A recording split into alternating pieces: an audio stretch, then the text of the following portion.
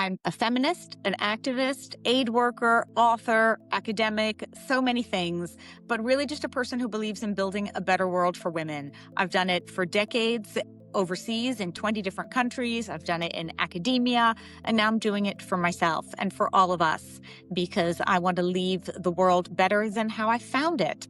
I've written books, I've given talks, and I will speak to anyone who will listen because I believe a better world for women is better for all of us. On cam ready in 3, 2, 1.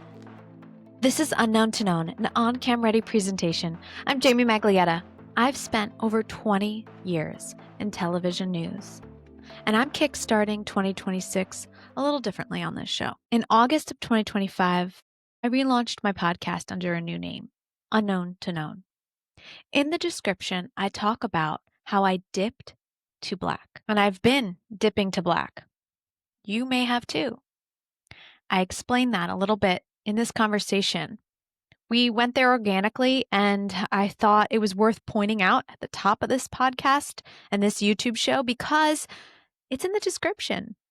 And I honestly haven't really talked about it much since typing it up. I wanted to give a talk on it first. And now I might be writing a book, so we'll see. But for this conversation to really work for you, I asked Lina how she became well-known in her niche. She's gone from unknown to known. She has 2 TEDx talks and a background that is impeccable. I'll let Lina explain more about what she does. But if you're liking this conversation, be sure to subscribe to the channel or follow this podcast on your podcast platform of choice. Not only has Lina been a TEDx speaker, but she's also an author of numerous books. She was interviewed by CNN and Good Morning America, and she landed those interviews without ever pitching. Let's bring in Lina to explain a little bit more about what she's been doing on her journey from unknown to known. Hey, Lina. Hi. So exciting to have you on. You know, I really do think that what you've been doing with your TED Talks and your appearances on CNN, you've become a niche expert. So why don't you tell us a little bit more about what you've been up to now before we get into how you landed press without pitching? Absolutely. So I have my own little company, a boutique advisory firm called Better for Women, because I say that I'm here to build a better world for women. Right now, the world is not better. So there is certainly a lot of work to do. That's what I'm up to now. I also say that I'm a words person. So I'm a communicator. I love to write. I love to talk. Put a microphone in my hand. I can go on forever. Give me words and I will just let them flow and write pages and paragraphs and books. And I've done all of that. And I think that's been my strength and I'm trying to lean into it. So how did you land, or how do you think you landed press at CNN, Good Morning America, and other outlets without ever pitching? Well, it's because of my writing. At least that's what I'd like to think. So what I did was really lean into LinkedIn, where I felt like I could write some more longer, thoughtful pieces. And I also blog, and I do that almost once a week. And those two pieces of writing take on a similar tone, and that is what's going on with issue X. Let's say it's women in Sudan, whatever. What's going on? Why should we care? What does it have to do with us? And what can you do about it? So I really try and make my pieces short, simple, without jargon, without technical language, and actionable. So people are left feeling like they've gone from not knowing the issue at all to having a pretty good sense in a short period of time what's going on, why it's important, and how they can take action in concrete and meaningful ways for them that are small, that don't require putting on a superhero cape and flying to Sudan, for instance. But you're also leaning in with your point of view that is supported by your academic background and your background within your niche. And what I want people to take away from that is I keep saying you need to be leaning into the news. You need to be showing up on social media, sharing your point of view if you want to be seen by the press. And essentially, Lina is evidence of that because she has shown up on CNN and other outlets without ever pitching. Now, you know, that's really hard to do. But it does mean that you come up on searches and you have enough online that supports them bringing you on. So if you can reflect back to one of your first TV interviews for us, what was it like? Do you remember how you prepared? You know, it's funny. I wasn't sure how to prepare actually because I wasn't given any questions. I was told that it would be a 5-minute segment. I figured they would just chop it up as they wanted. I was given very little advance notice. I mean, it was from one day to the next. I got an email the day before and they said tomorrow. And that's how the news cycle works, also. I mean, if you've written something that somebody found interesting or useful or different from other people, if you've distinguished yourself through your voice, well, they want you right away because we'll lose interest otherwise if we don't capture that information. And so they kind of threw me on camera. And I thought to myself, the way that I prepared was, if I don't know this, I wouldn't have been asked to speak. If this wasn't the field that I care about deeply and passionately, I wouldn't be here. And so I just have to trust my instinct. And the less you prepare in those situations, at least for me, the better I do because it comes from the heart. And that's where this work comes from for me as well. And so I said, all right, I'm just going to answer to the best of my abilities and try and get some points across that this is important. And usually it's because I see things through the lens of women that I'm trying to get the women's rights point across. And that's the message that I conveyed. And even when they asked questions that I certainly couldn't have anticipated, I tried to bring it back to what I know and what I want to answer. And, what she's doing right now is she's sharing her point of view, but it's not taking up a long time for her to get through her stories. And Lina, that's credit to you because some of our listeners may be thinking, wow, she's really rehearsed. But you actually are just being very thoughtful with your words. As she said, she's a wordsmith, right? And when you are making those public appearances and you are in interviews, you always want to make sure that what you have to say is concise and it's to the point and short because sometimes your conversations are 3 minutes on television versus a 45-minute to an hour long conversation for a podcast. And you want to make sure that the flow is consistent and everything is moving along. So, for many of our listeners, moving from expert in their niche to public facing thought leader is something they want to do in 2026. So, on your journey to being more of like a forward facing thought leader, public facing, what advice do you have for people who want to start being seen by the press as maybe a niche expert? Do you think they should be blogging? I think leverage your skills and lean into your passion and it's videos where you really shine or words or short blips like Twitter character limits, whatever that is. But if you feel passionate about a certain issue, that's going to come through. I constantly am talking about, well, what does this mean for women? Any event, anywhere, all the time. I believe that I see the entire world through the lens of women and girls. And that is the barometer of humanity, as far as I'm concerned. It is the gauge that tells us how we're doing across every single aspect of our lives, peace and the economy and politics and leadership and all of it. So it's very easy for me to kind of keep turning things in that direction. And because words come naturally to me, that's where I used it. But the other thing that I also learned to do, and I think as women, sometimes this comes a little bit harder, is to not be afraid to credential yourself. In the writings that I do, in the little media appearances I had, to say, I know this because in my 3 decades of work, or in my 20 years in humanitarian emergencies, or in my 3 books, or in my talks, or whatever, because otherwise people won't do it for you.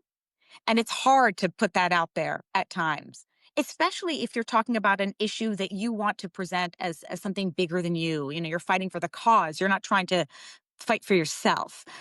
So that becomes a little bit of an uncomfortable tension, but I've learned how to do that a lot better. And that would be one bit of advice I give to all the courageous people out there who want to step out into the light that they know they deserve. Mm-hmm.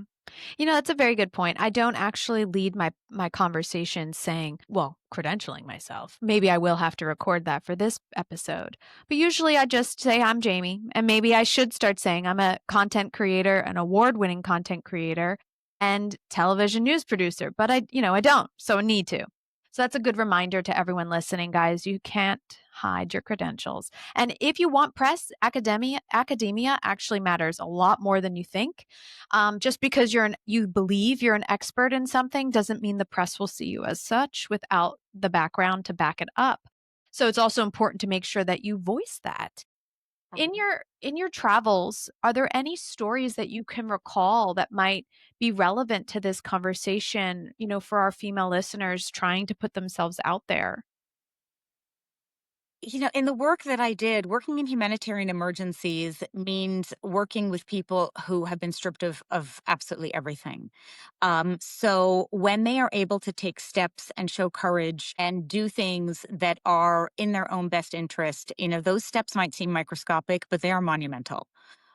I remember stories that's so simple of meeting a young girl in Sierra Leone who had survived the civil war and had been out of school for years, and then finally came forward saying maybe she'd like to go back and learn. And these are when you step out of whatever zone is comfortable for you or whatever prison circumstances have put you in, and you say that you want more or you want better for yourself.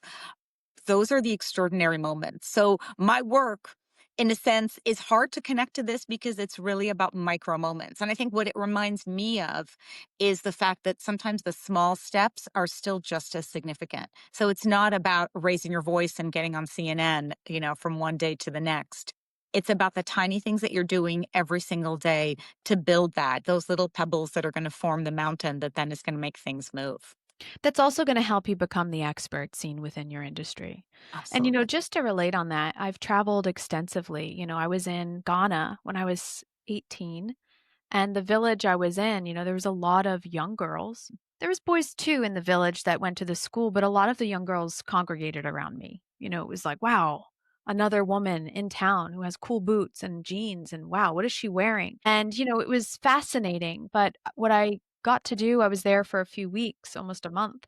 And in the village, the girls were all asked to speak up in class and stand up and speak what their answers were and tell the audience, their audience essentially, what they learned and read out loud.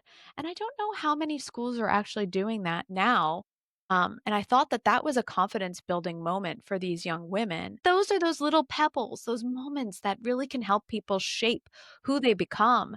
And I just wanted to see if you had any other thoughts on that because you have such an extensive background with human rights and women.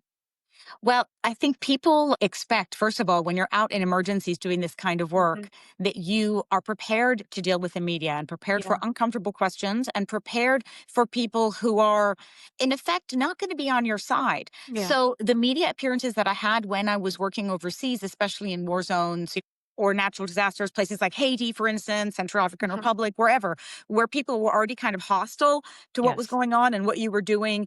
And coming at it from a more accusatory standpoint, the preparation, again, it becomes much harder because you know that somebody is not going to paint you in a good light, no matter what you say. And I also found that I had to let some of those things go. I spoke every time I was asked, working on sexual violence, you're asked a lot of things, a lot of uncomfortable things about numbers and stories and women, and they want details and it's got to get graphic. Those are the things that I push back on. And those pushbacks actually are the right thing to do, first of all, but for the media, don't come across very favorably. So, Mhm. how do you continue to maintain your expertise in situations that are uncomfortable like that when doing the right thing, the morally right thing, means it's not going to bode so well as far as the media is concerned. So, those kinds of challenges, I think I learned, it was baptism by fire for me in those spaces. What fascinated me most when I was at CNNI was just how passionate people are in other countries around the topics that sometimes fall to the wayside here in the United States. So, when you would travel and you were approaching the media in different places, you mentioned that sometimes it would get hostile, right? Because they want answers. So, I'm just curious, how can we relate that to essentially social media? Because in this environment, so many people expect those showing up to have answers and to be on point and to show up every single day. So, when you think about that, how the press acts in certain countries and then kind of how consumers act here in the United States, are there any pieces of advice or tips on how to prepare for those moments when you're on camera and under pressure to deliver Mhm, regularly and mhm. honestly? Mhm. I mean, what I've seen is that in those situations, sometimes we're being baited, right? Whether Mhm. it's social media with somebody who is an armchair warrior who is convinced they're an expert, or if it's the international media, whatever it is. If you're being baited, don't bite. Really stick to what you know and what you want to say. And saying things like, well, what I've seen in this experience, or what I know from X, credential yourself, work I was doing in the countries I was in were under so much pressure. And the media is not going to wait for you. Social media is not going to wait for you. And if you want to be out there, or if you're asked to put yourself out there, you have to park whatever it is that you're going through personally and just show up to the best of your ability. Sometimes that won't be pretty. I mean, I can't tell you how many times there have been hiccups on the back end. Even right now, my desktop didn't work. We're on my phone because the speaker wasn't happening. I chipped a tooth last night on a slice of pizza. Makes no sense. Um, got unfortunate email this morning that kind of set me off in an uncomfortable direction. So all of those things I've had to park because I need to show up and bring my full self to this. And I think that's really something that I've learned that I have to do no matter what.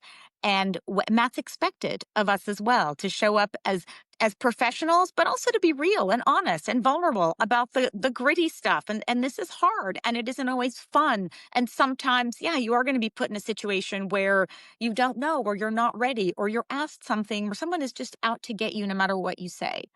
And I think Yeah.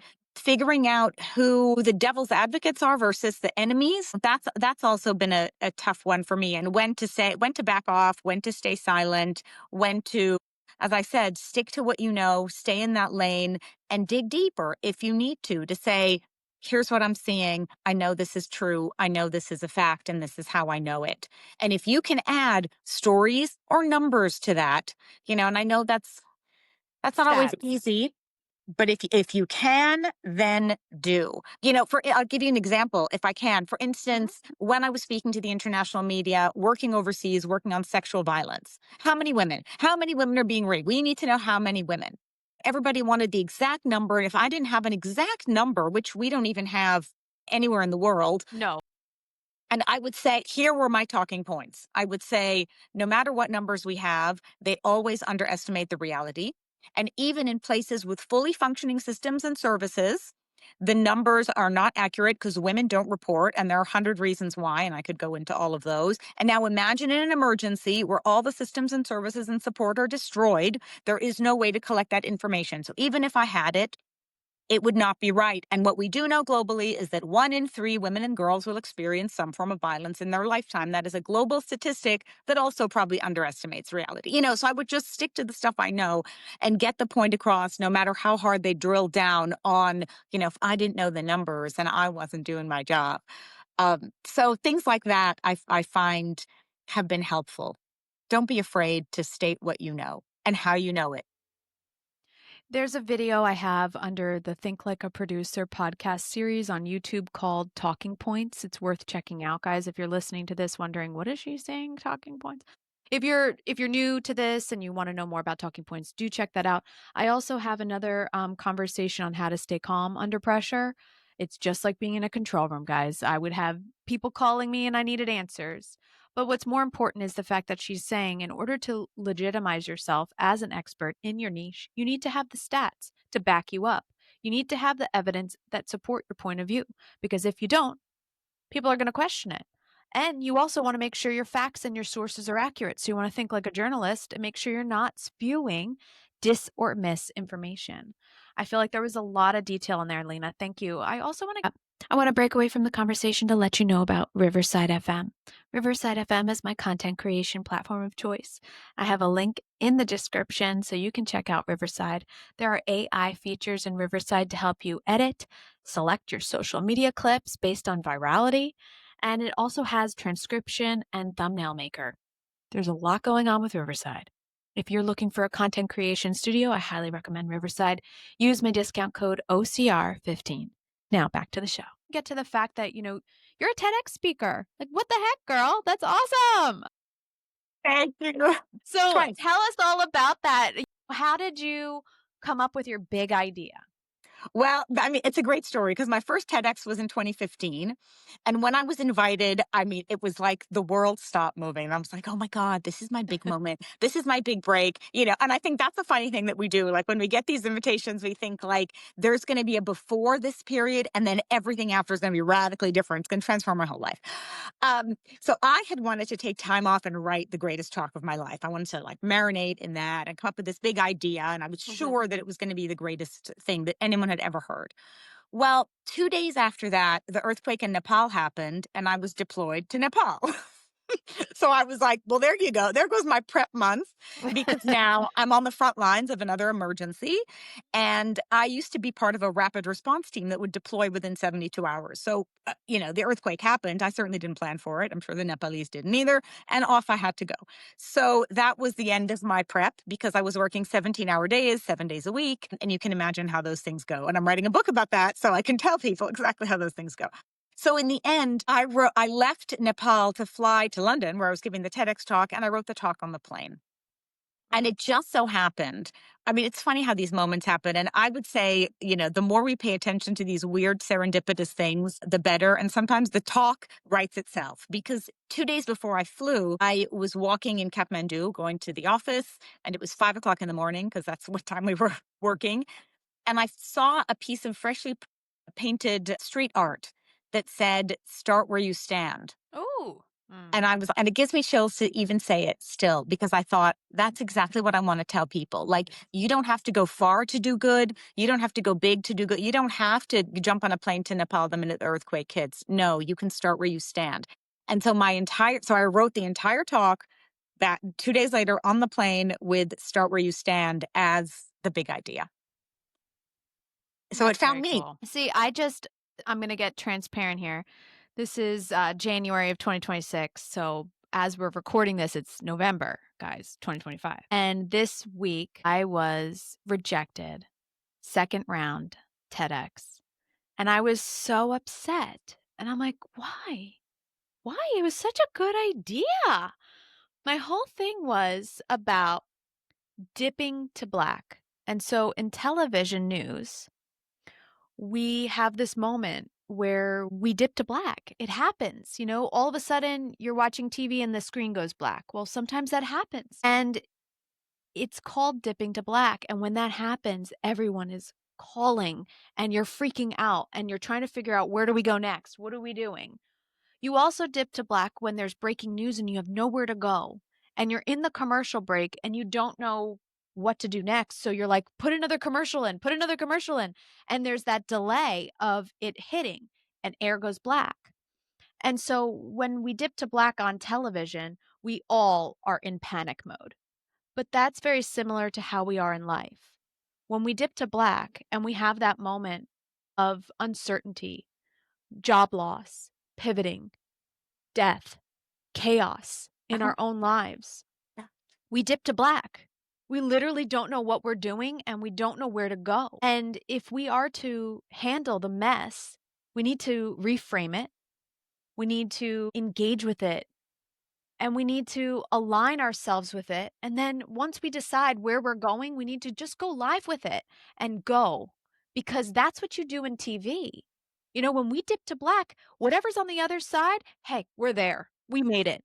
But we do have that calm moment of like, okay, we're going to this reporter next. Stand by. Giving the anchor direction. Like, this is what you're doing.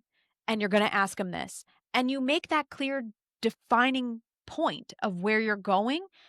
And you continue to reframe your show. And at the end, you're like, you know what? That went pretty good. And you wind up going, submitting it to an award for breaking news, right? So there's these things that happen in our lives and that was what my talk was about, and they didn't want me. And I was so hurt. But I said, you know what? Fine. You don't need me. I'll reframe it for 2026 and polish it up someplace else. It's a book. It's a book. It could be. I would start with a book because Dip to Black is such a powerful title. It's so compelling. You gave me chills. I'm being dipped in my black. I'm marinating in my black right now. I mean, I am going to be the first person to buy your book. The high school that I went to, very funnily, their motto was "Function in disaster, finish in style." And if ever there has been a motto that has gotten me through the black, the chaos, the disaster, the war, the whatever, the uncomfortable situation, the chipped tooth, and all the crap that's come with it, it is that philosophy that whatever comes out on the other side is going to be better. But in that moment, you don't see the other side. You cannot imagine there's another side because you're just sinking into this, oh, expletive sort of a moment. But I feel like the book will bring the talk, and it should not be TEDx, it should be TED. Aim for the big stage. Aim for the big one. I'm hearing that. I'm hearing that, but start with the book. Yeah. I mean, it's a good idea, and I thought when we would meet, to be straight, I thought I'd be, like, telling you off camera, like, "I got my first TEDx and I want your advice." I thought that would happen, but it didn't. But you know what? If you want to write the book, I have 2 publishers. And now my upstairs neighbor just started construction, in case you're wondering what that noise is, because we exist in the chaos. Yes. And how are But you that's gonna the ride point. that wave of, right? Can you hear that? What do we do? We're just gonna roll with it because yeah, I mean, this morning, like I said, I got this rejection of a job that I'd been nursing so delicately for 6 months and was sure was mine. It's the black is always gonna come. And it's It also is. about how are you gonna be prepared and deal with it. But, for me, it reminds me of my work in war zones, like war zones. And I even wrote this in my upcoming book. So you'll It get to is read very it. war zone-like, yeah. It is because you Mhm. know that those cycles are always going to happen. It's just about being a little bit prepared each time. Yes. Like the cycles of an emergency, we have 5 phases. Prevent, which is next to impossible to do because look at the state of the world. Prepare, well, fortify, get yourselves ready because you know what's going to happen. And when it does, you need to respond, and then you need to recover the, oh my God, what just happened? A little bit of whiplash. And then you need to rebuild. You need to build it back better so that next time it hurts a little less. And I Yeah. think that's the beauty of dipping to black is like, the black's inevitable. You're not going to stop it. You just don't know when it's coming. That's the only Yes. thing. And you always have to have a backup plan. I do have a video on this, guys, if you are producing your own content and you're trying to think, like, what do I do about backup plans? You need to have them because in production, you always have that plan A, backup plan B, plan C. And that's also what we do in life. You need to have those backup plans. And sometimes they fall through, right? Like, so, you know, I wasn't going here, but now I am because we wound up dipping to black. But I dipped to black because my career was laid out. I was at CNN, it was all going great, and then it ended because a show got canceled. And I was like, "Well, what am I doing?" And I moved into a new production element and I loved it. I thrived. I didn't dip to black yet. It was like, okay, new opportunities. I wound up at BET. I loved it. It went great. But then when that contract ended, I had that moment at the beginning of 2024 when I decided I wanted to start pursuing YouTube and podcasting and creating my own content because I dipped to black. I mean, very much depressed and emotional. And that moment finally hit me of like, what just happened? It was a delayed response because I had that job right away. But once that contract ended, it was just like, "Oh my gosh, what happened?"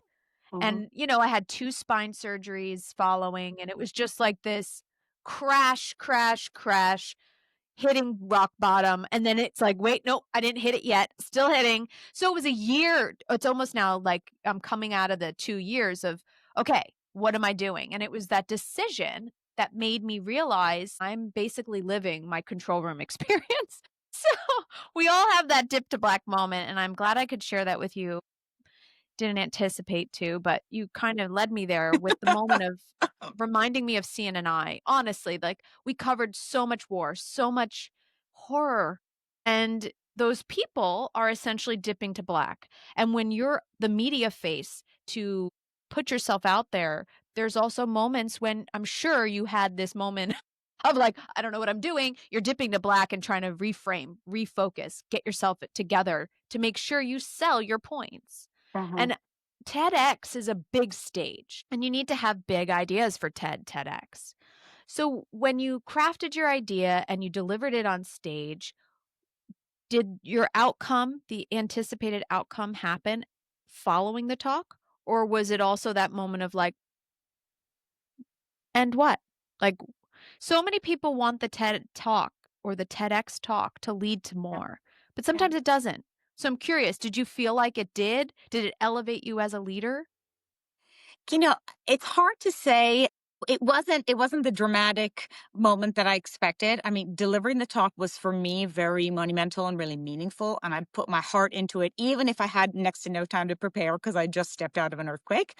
And I think Incredible. that brought an authenticity to it as well, because I started with the story of the earthquake and what that felt like going through that experience, and what it felt like for me experiencing so many different crises around the world, and why that matters for everybody. So, was it a radical life change? No, but I still get emails or comments from people saying, "Hey, I saw that talk that it's 10 years now. I saw that talk and it was really good." And I feel like what is important to me about that is it might not have been life transforming for me, but the few people who caught it and heard it and liked it maybe thought differently or did differently, or something changed in them. And I think in the end, that's important. It's about those tiny bits of feedback that you get that in the end are just as meaningful. It's about those microscopic changes that you make that you might not even see in your lifetime. How do you know?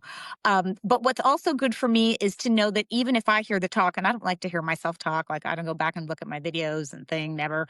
But the content is evergreen. And that's not necessarily a good thing, because it talks about all the terrible things happening to women around the world, in this country and everywhere else. I would like for it to be obsolete.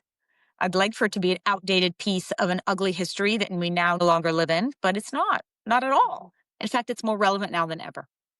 Just looking at your talk, your first one, 2015, had about 19,000 views, and it continues to grow. And the reason it continues to grow is because it's a very searchable headline and it's a topic of interest, right? So you then gave another TED talk. How many did you do? Two. Two. I thought so. I just wasn't ten sure if I ten missed one. years apart, So you had almost to the another one day. recently. Yeah, I mean, they were 10 years apart almost to the day, which is kind of Mhm. creepy and weird in a cosmic terms. For anyone who wants to read into that, they're welcome to. Yeah, and the second one, I keep saying these are sort of happy accidents, how they manifest. That one also I loved, and I saw as the continuation of the first one. I was just, telling you the next chapter in the story. And, those for me, delivering both of those talks, again, deeply personal. I shared a story there about one specific woman in Afghanistan, and I would love for you to watch it and hear what you think, that really changed how I understand what progress is and what hope is and what moving forward looks like.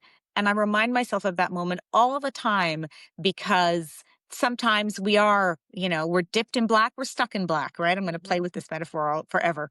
And you feel like you're never going to get out of that. But those little tiny steps in the right direction, that's the momentum that you need. And that eventually is going to add up. So those are the things I feel like, if we look at women's rights work as, have we achieved it? Yes or no? We're going to be devastated, disappointed, because we're constantly faced with setbacks. So, if we take a long view and see, well, there has been progress, there is momentum, there are movements, there are more and more people every day who want to see change. And those changes are happening even if we don't see them. And sometimes we don't see them at all, but we can't discount them. And I think that's the message, really.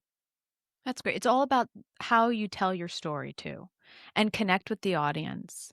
And, in the TEDx format, you have to stay very still on that red dot. So which can be limiting for some people who are very animating. But it's also I think it kind of helps you become more confident in your posture and your stance and in your words being on that red circle. So for anyone who is hoping 2026 is going to be your TED year, I hope you're taking this advice from Lina and looking up her TED Talks, because it could be eye opening to you as well as inspiring. So check those out. Handling nerves and your mindset before all these talks and conversations with the press can be tough. And so I also hope you'll circle back to what she was saying about talking to the media, because there's definitely some points there that are worth reflecting on, and really having a good headspace, knowing your talking points and being confident in what you're going to say before you're on camera. Mhm. Confidence is really a buzzy word on this show. We're talking about it every episode. And, you are very confident on camera. But to me, it's because you have years of experience. Years. You can probably talk to anyone. But when someone's listening and they don't have your type of confidence or your assurance in who you are there any little pieces of advice that maybe they could try to focus on before they start showing up that might help them fine tune their message? I think one bit of advice is to not cling too tightly to every single thing that you want to say. To really focus on what is the core takeaway, the big message, the bottom line, and then something that is actionable, or something that really means something to you, that you want. If there's one thing people are going to remember, let it be that one thing. I'll tell you a secret about my last TEDx is I had 100 things I wanted to say. And in part because I wanted to prepare and cram in all the stuff that I didn't say in 2015. Because so this was like 10 years of me building up all these important messages. And when I was up there delivering the talk, I realized at some point in the middle that I had forgotten to say some of the things I wanted to say. In the end, it was so unimportant because I went back to what was the real message, what was the core of the story. And it was centered around this woman and her own experience. So all of the other stuff that was in there that got dropped, adapted, morphed into something else, or I just had to wing it, in the end matters so little, because I was able to keep holding on to that golden thread of that one thing. So, the less clutter and stuff that you heap on yourself, the easier it's going to be. And remember your why, remember your why, right? You believe that, in my case, the world is better, healthier, safer when women have full rights and equality and freedom. Right. And everything goes back to that. And I can turn any argument into something that ends with, and there you go, because women have rights, the world is better. And so I would say, hang on to that one message, and everything else, don't be upset with yourself. Don't fumble, let it go. And so, on that note, are there any other messages or points that you were hoping to make during this conversation? Oh, this was so great. I mean, we covered so much ground. And what I love was that we got um, a little messy and gritty and honest. And I think there's not a lot of room in spaces for that. And I appreciate that, because I think what we've done, even in this conversation, is some really nice, like, polished front end stuff, but also some back end. It's like we're showing people what happens behind the scenes as well, and putting it out there, because that's real life too. Yeah. And I'm learning to appreciate that more and more after decades of doing this, and sometimes feeling like I'm banging my head against the wall and getting absolutely nowhere, in the work that I want and in the world that I want. Having spaces like this where we're just like, well, it's messy, but but it's moving. I think Hmm. that's the key takeaway, especially for me today. And this conversation has been a perfect summary of that. That's great. Thank you, Lina. Lina, and everybody who's listening, if you want to connect with Lina, I'll have links to everything that she's got going on and her TED Talks in the description. So make sure you check those out. Thank you so much for being with us. And everyone who's listening, be sure to check out the description. As I mentioned, there are some links to Lina down there. You can also find her on LinkedIn. And be sure to check out the other podcasts, Think Like a Producer, to help you get your head wrapped around creating content and showing up as the authority that you are online. All right. Thanks, everybody. See ya.